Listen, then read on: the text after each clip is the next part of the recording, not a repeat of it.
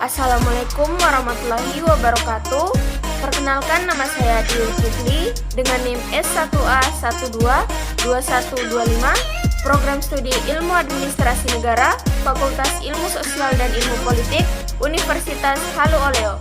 Di sini saya akan menjelaskan tugas pengantar ilmu politik yang diberikan oleh Bapak Claude Abdullah Musawir, SIP MSI, di mana membahas tentang struktur politik.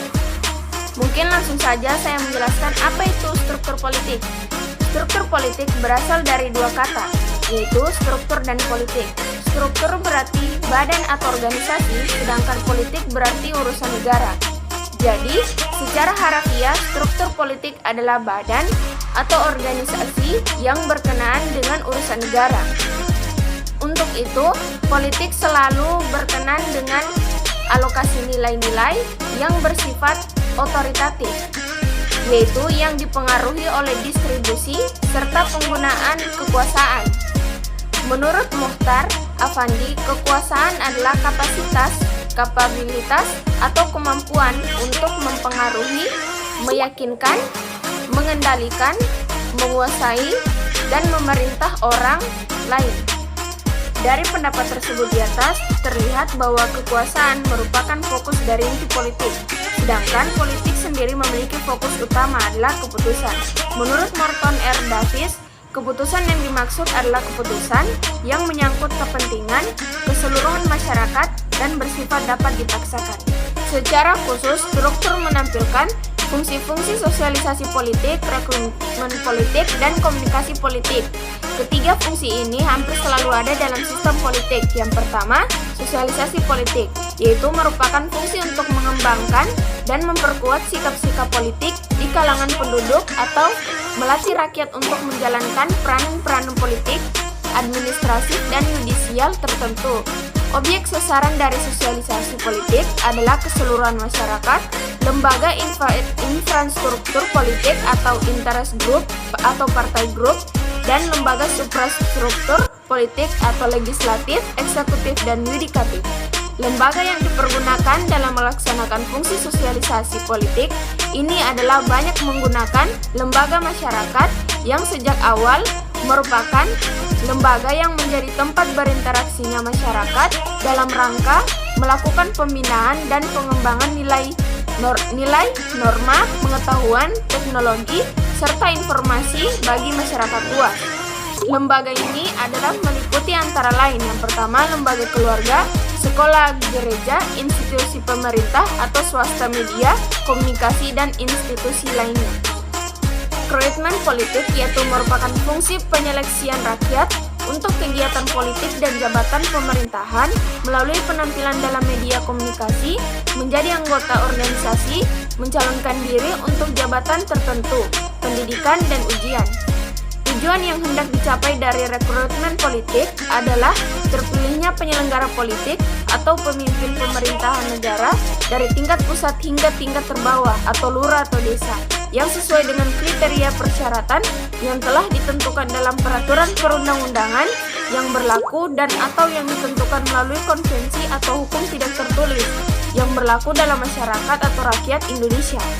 Masyarakat yang memiliki hak dan kewajiban objek dalam rekrutmen politik adalah seluruh masyarakat Indonesia yang sah sebagai warga negara Indonesia berdasarkan Undang-Undang 1945 dan peraturan perundang-undangan lainnya. Dengan kata lain, setiap WNI, baik pria maupun wanita dengan tanpa membedakan suku, agama, ras, dan warna kulit dan lainnya, memiliki kedudukan yang sama untuk memperoleh kesepakatan mengikuti rekrutmen politik di seluruh tingkatan atau hierarki atau struktur politik yang ada.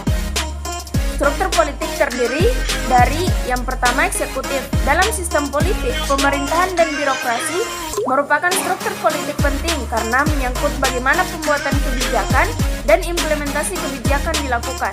Lembaga pemerintahan didukung oleh para eksekutif politik yang mempunyai banyak nama dan titel. Beberapa eksekutif disebut sebagai presiden, tetapi berbeda dalam hal kekuasaan yang mungkin mereka laksanakan dan fungsi-fungsi yang mereka tampilkan. Sementara yang lainnya disebut sebagai Perdana Menteri.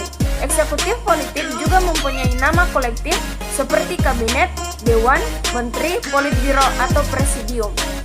Yang kedua, legislatif. Dalam sistem politik, pemerintahan Dewan Perwakilan Rakyat merupakan salah satu lembaga legislatif dalam sistem ketatanegaraan Indonesia. DPR terdiri atas anggota partai politik beserta pemilihan umum yang dipilih melalui pemilihan umum. Jumlah anggota DPR di Indonesia ada 560. Masa jabatan setiap anggota DPR adalah 5 tahun. DPR mempunyai fungsi legislasi, anggaran, dan pengawasan yang dijalankan dalam kerangka representasi rakyat DPR. DPR mempunyai beberapa hak, yaitu hak interpelasi, hak angket, dan hak imunitas, dan hak menyatakan pendapat. Yang ketiga, yudikatif atau lembaga peradilan. Peradilan adalah salah satu urusan di dalam rumah tangga negara yang teramat penting. Peraturan hukum yang diciptakan di dalam suatu negara guna menjamin keselamatan masyarakat dan yang menuju kepada tercapainya kesejahteraan rakyat. Peraturan-peraturan itu tak akan memberikan faedah apabila tidak ada situasi atau tahapan instansi yang harus memberikan isi dan kekuatan kepada kaidah-kaidah hukum yang diletakkan di dalam undang-undang dan peraturan hukum lainnya. Karena itu, harus ada pihak yang dengan keputusan atas dasar undang-undang dapat memaksa orang mentaati segala peraturan negara dan menjadi forum di mana penduduk dapat mencari keadilan serta penyelesaian persoalan-persoalan tentang hak dan kewajiban masing-masing menurut hukum.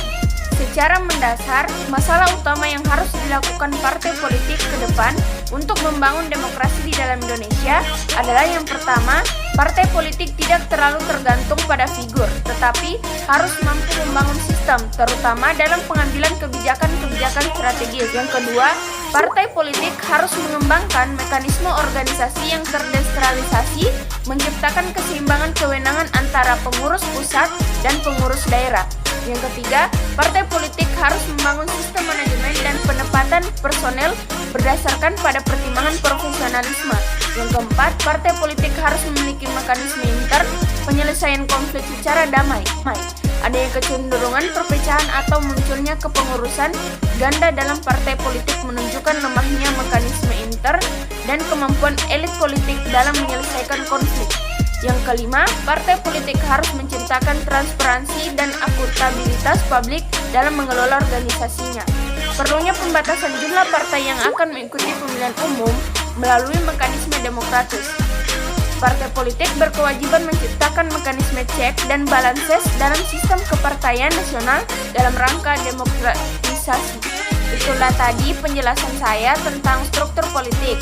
Bila ada salah kata mohon dimaafkan. Sekian, terima kasih. Wabillahi taufiq wal hidayah. Wassalamualaikum warahmatullahi wabarakatuh.